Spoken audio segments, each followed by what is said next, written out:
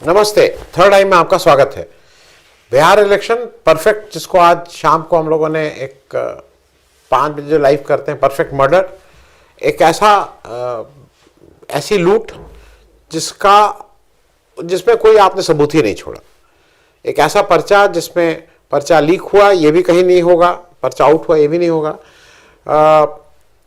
वही 5 क्वेश्चन आए इस तरह की जो आपको बताए गए थे कि यही 5 पढ़ लेना, बाकी लोगों को तो बताए नहीं गए थे। ये इससे परफेक्ट जो वोट की लूट है वो हो ही नहीं सकती थी, लेकिन कुछ बिंदु उठ के आए हैं और वो मैं आपके साथ शेयर कर रहा हूं। पहली चीज जो जो उम्मीद थी, जो जैसा था कि जो मैं बार बार कहता हूं, एलिजिबल वोटर्स इन बिहार वो 8 करोड़ 25 लाख होने चाहिए थे। वोटर्स हुए 7 करोड़ 45 लाख के आसपास। तो मोटे तौर पे करीब 80 लाख ऐसे लोग जो वोटर बन सकते थे उनको वोटर लिस्ट में शामिल नहीं किया गया। तो ये 80 लाख लोग अब बिल्कुल क्लियर होता जा रहा है धीरे धीरे। ये वही लोग थे जिनको चिन्हित किया गया, जिनको जो पन्ना प्रमुख, और इनको हम लोग सोचते थे यार ये क्या पन्ना। इन्होंने 3-4 साल से काम किया, एक एक घर को मैप किया कि कहां कौन कैसे इनके पक्ष में वोट दे सकता है, उसको बाहर करो। तो ये 80 लाख के वो फिगर्स हैं जो इंडिया गठबंधन को वोट दे सकती थी। नंबर 1 तो ये हुआ। नंबर 2, पिछली बार वोट पड़े थे 4 करोड़ 22 लाख, इस बार वोट पड़े हैं 4 करोड़ 99 लाख। मोटे तौर पे करीब, ये सारी राउंड फिगर बोलो, करीब 77 लाख वोट ज्यादा पड़े। पिछली बार वोट पड़े थे 57%, इस बार पड़े 67%, 10% वोट ज्यादा पड़े। और ये जो एक्स्ट्रा वोट पड़े वो 10% वोट कहां गए, ये अब इसकी अगर चर्चा करें तो बहुत इंटरेस्टिंग है। महागठबंधन को पिछली बार वोट मिले थे 37%, एनडीए को भी 37% मिले थे। इस बार महागठबंधन को वही 36 दशमलव कुछ % वोट मिला है। 37 पूरा नहीं, लेकिन 37 के आसपास। कोई ये नहीं है कि 37 का 27 हो गया है। लेकिन जो एनडीए है उसने छलांग मारी है 37 से 46 के ऊपर, करीब 10% का वोट का इजाफा हुआ है। जो वोट बढ़े हैं 57 से 67, वो सब मैनेज हुए हैं ठीक से एनडीए के खाते में। और उसको मैनेज इस तरह से किया गया है। एक तेजस्वी यादव का वीडियो आया था, अगर आपने देखा हो, कि 77 लाख जो एक्स्ट्रा वोट बढ़े हैं, मोटे तौर पे 32-33 हजार वोट पर कंस्टिट्यूंसी। तो एक उन्होंने क्या स्प्रेड आउट किया है उन सारे जगह पे, जहां पे चाहे एलजेपी का प्रत्याशी हो, चाहे हम हो, चाहे जेडीयू हो, चाहे बीजेपी हो, जहां जहां एनडीए के प्रत्याशी हैं सबको वो वोट बांटे गए हैं। तो एक तो ये बात हुई। दूसरा, एक दो चीजें जरा इंडिया गठबंधन का भी देख लीजिए। जो हार हुई है उस हार में 2 चीजों का मुझे अभी भी समझ में नहीं आ रहा है। एक, एआईएमआईएम को पिछली बार 1.24% वोट मिले थे और वो 5 सीटें जीती थी। 2020 की मैं बात कर रहा हूं, 17 या 18 सीट पे लड़ी थी। एआईएमआईएम इस बार भी उतनी सीट पे लड़ी, लेकिन इस बार वोट कितने मिले? 1.9। और मतलब ये बात मैं इसलिए कह रहा हूं 5 सीटें फिर जीत गए। तो क्या एआईएमआईएम को भी कुछ वोट का इधर उधर करवाया गया? क्योंकि एआईएमआईएम को आज की तारीख में कोई कुछ कह ले, ये जनरल मानना था कि जो मुस्लिम वोट है वो साइलेंट है, और मुस्लिम वोट ठीक से कंसोलिडेट हुआ है महागठबंधन के साथ, और पिछले 2020 के मुकाबले एआईएमआईएम को उतने वोट नहीं मिलेंगे, ये जनरल परसेप्शन था। आज मिल गए हैं, तो इसलिए 1.24 से 1.90, अगर वैसे मतलब एक मोटे तौर पे कहिए तो एक अच्छी छलांग, 50% ज्यादा वोट मिले। और एक और आंकड़ा आपको, मुझे अचंभा है, क्योंकि ये जब हराया है तो बिल्कुल ठीक से हराया है। Communist party, CPI, CPM, CPI-ML, सब मिला के पिछली बार इनकी सीटें आई थी 16, इस बार सीट जीते हैं 3। कम्युनिस्ट पार्टी का जो एमएलए है वो, मैं बाई एंड लार्ज बोल रहा हूं, मैं किसी को व्यक्तिगत रूप से कोई टिप्पणी नहीं कर रहा हूं, बाई एंड लार्ज वो अपने जो उसके वोटर हैं उनसे कनेक्टेड ज़्यादा रहता है, कंस्टिट्यूंसी में ज़्यादा रहता है, वहाँ ज़्यादा लोगों के दुख सुख में साथ ही रहता है। चूंकि ऑपोजिशन का था तो मौका भी नहीं था, लेकिन जिस तरह का भ्रष्टाचार बाकी पार्टीज करती हैं उस तरह का भ्रष्टाचार भी नहीं करता है। और उसके अगर 16 से 3 विधायक हुए हैं तो ये कहीं ना कहीं सोचने वाली बात है। इसके मुकाबले कांग्रेस को अगर आप वैसे देखिए, भाई मैंने भी दिन में कहा कि कांग्रेस की मैं एक चीज कह के फिर मैं कांग्रेस पे आऊंगा। कांग्रेस ने 19 सीट जीती थी, इस बार 6 सीट जीती हैं।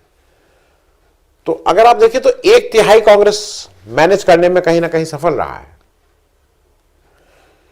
और उसी तरह से आरजेडी ने पिछली बार 74 सीट जीती थी, इस बार 25 जीती। तो कांग्रेस और आरजेडी का अगर आप परफॉर्मेंस देखिए तो करीब करीब एक जैसा है। लेकिन ये कहने के बाद भी जो कांग्रेस के बारे में हम सब लोग कहते हैं और कई लोग ये कहते हैं कि ये देखे वो बैंड, आज दिक्कत क्या है कि आज देश में अगर बीजेपी और आरएसएस की विचारधारा को कोई कुछ बात कर सकता है, कोई उसके खिलाफ खड़ा हो सकता है पूरे देश राष्ट्र के स्तर पे, तो वो कांग्रेस पार्टी है, नंबर 1।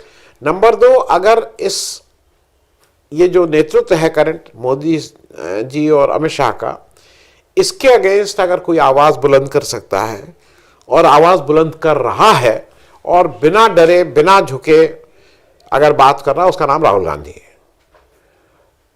तो इसलिए जिम्मेदारी इन दोनों लोगों की ज्यादा होती है, मतलब राहुल गांधी और कांग्रेस पार्टी की। और इसीलिए हो सकता है कि कभी कभी हम सब लोगों को ये लगता हो कि कांग्रेस को इस तरह से इससे बेहतर ढंग से लड़ना चाहिए था।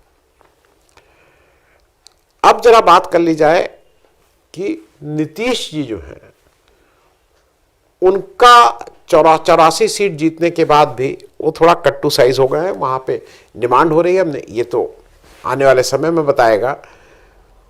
लेकिन नीतीश जी के बिना भी सरकार बनाने की स्थिति में बीजेपी करीब करीब आ गई है। 119 सीट हो गई हैं उसकी।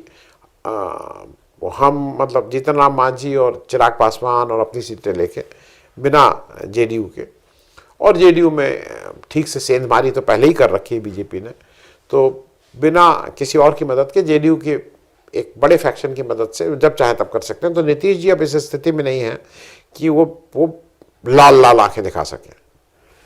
लेकिन 2029 का इलेक्शन है, इसके बाद के कुछ इलेक्शन हैं, किसी को और बेवकूफ़ बनाना है, तो उसके लिए ज़रूरी है मेरे हिसाब से नीतीश जी को ही कंटिन्यू रखा जाएगा।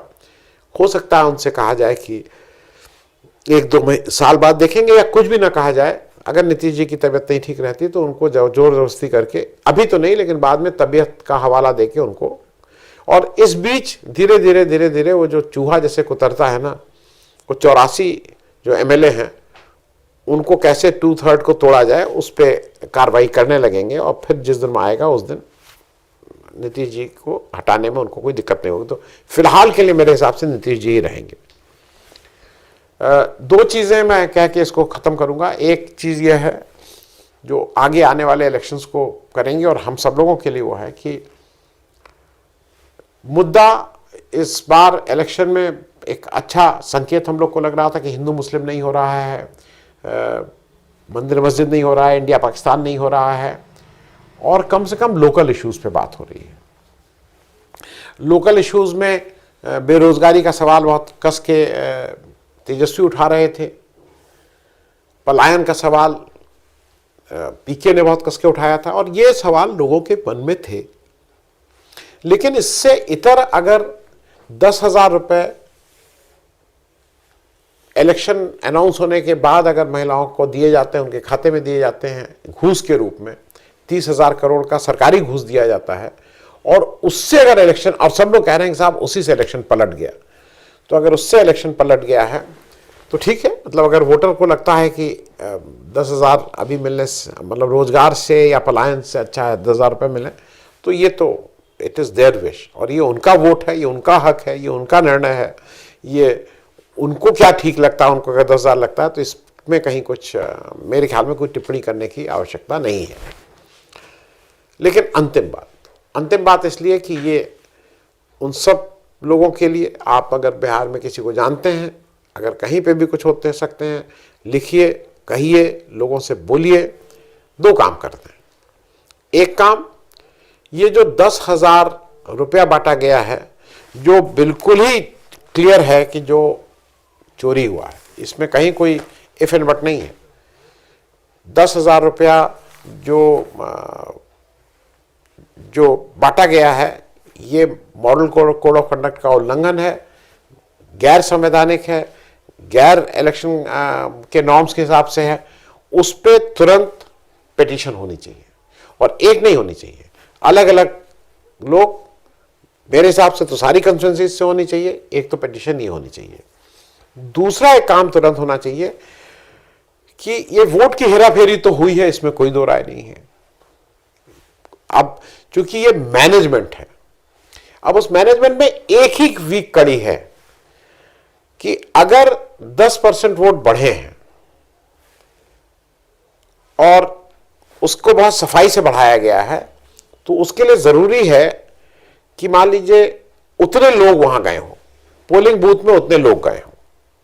अगर पोलिंग बूथ में उतने लोग नहीं गए हैं तो फिर कहीं ना कहीं दाल में कुछ, मतलब तब आप प्रूफ कर, दाल में काला तो है ही, वो तो दिख ही रहा है, लेकिन तब आपके पास प्रूफ करने के लिए कुछ रह जाता है। तो उसके लिए जरूरी है कि तत्काल 243 सीटों में, सब सीटों में पिटीशन डालिए और कहिए कि हमें सीसीटीवी फुटेज चाहिए। जीते हैं तब भी चाहिए, हारे हैं तब भी चाहिए, क्योंकि अदरवाइज वो 45 दिन का एक उसने नया शगुफा कर लिया है इलेक्शन कमीशन, वो डिस्ट्रॉय कर देगा, क्या देगा, अब है ही नहीं। तो पिटीशन डालिए। और तीसरी चीज, एक मेरे साथ अरुण जी ने सुबह अच्छी बात कही थी कि ये जो आपकी वोटर लिस्ट है, उसको सहेज के ठीक से पार्टी के स्तर पे भी रखें, उम्मीदवार भी अपने स्तर पे रखें, और अब उसकी गहन परीक्षण करें कि कितने लोग थे, कितने डुप्लीकेट वोट हैं, कौन आया था, कौन नहीं आया था, किसके वोट आए। क्योंकि एक आरोप ये भी लग रहा है कि 50 लाख, जो 12,000 ट्रेन चलाने का बार बार कहा जा रहा था ना, कि और ये भी कहा गया था, याद है आपको, कि सस्ता टिकट दिया जाएगा, डिस्काउंट टिकट दिया जाएगा, आते समय भी जाते समय भी। तो उस समय लग रहा था कि भाई छठ के लिए, बड़े छठी मैया के लिए है, छठी मैया नहीं, वोट का सारा मैनेजमेंट था। 12,000 अगर ट्रेनें चलाए हैं, जैसा वो कहते हैं कि हमने 12,000 ट्रेनें चलाई हैं, तो वो एक बड़ी फिगर, अगर एक ट्रेन में 1,500 लोग भी आ रहे हैं, तो मतलब 12,000 इंटू 1,500, मोटे तौर पे 1,80,00,000 होता है। तो अगर मान लीजिए 1,80,00,000 में कुछ जेन्युइन भी हो, एक बड़े लोगों का अगर वो आए हैं, तो ये बिना वोटर लिस्ट के नहीं होगा। तो तुरंत 10,000 के लिए मॉडल कोड ऑफ कंडक्ट का उल्लंघन, उसकी पिटीशन, और सीसीटीवी को सुरक्षित रखने की एक पिटीशन तुरंत डाल देनी चाहिए।